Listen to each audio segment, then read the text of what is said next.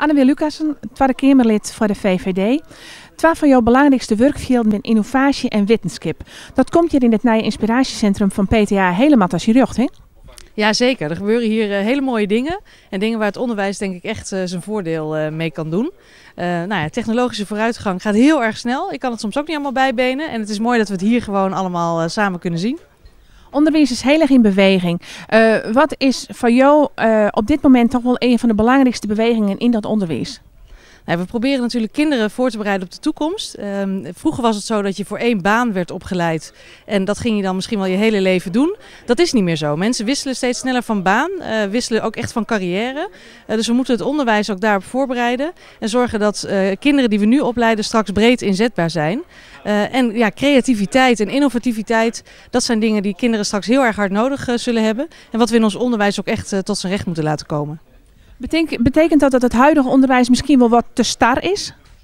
Ja, ik denk dat we heel veel kennisoverdracht in ons onderwijs hebben zitten. Kerndoelen, dit moeten de kinderen allemaal weten. Terwijl wat je wil weten, dat zoek je tegenwoordig op. Dus het gaat nu veel meer om van wat ga je met die kennis doen? Hoe verbind je dingen aan elkaar? En hoe bedenk je nieuwe oplossingen door bijvoorbeeld geschiedenis, aardrijkskunde, maar ook taal met elkaar te verbinden.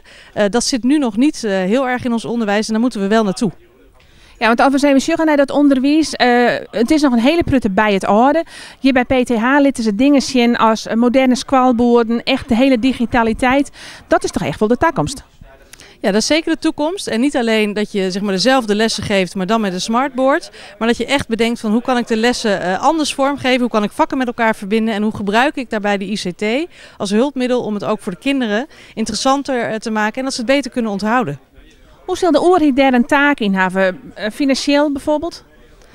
Ja, financieel heeft de overheid altijd een taak. Maar ik denk dat het hier niet eens zozeer om het geld gaat. Maar veel meer van hoe leid je ook leerkrachten op. Dus er is heel veel te doen op de PABO's. Dat doen we ook. Die PABO-opleidingen, daar moet het aangeleerd worden. En daar zijn we nu heel erg druk mee bezig om wetenschap en techniek bijvoorbeeld ook echt op die PABO's weer een vak te maken.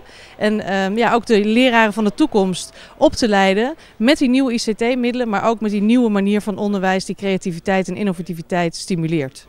Dus het is tijd voor een lietse revolutie in het onderwijs? Ja, ik denk dat we voor de leerlingen en voor de arbeidsmarkt niet anders kunnen. En ik denk dat het voor leraren ook ontzettend leuk is om op die manier, op een nieuwe manier met hun vak bezig te zijn. Mevrouw Lucassen, heel erg bedankt. Dankjewel.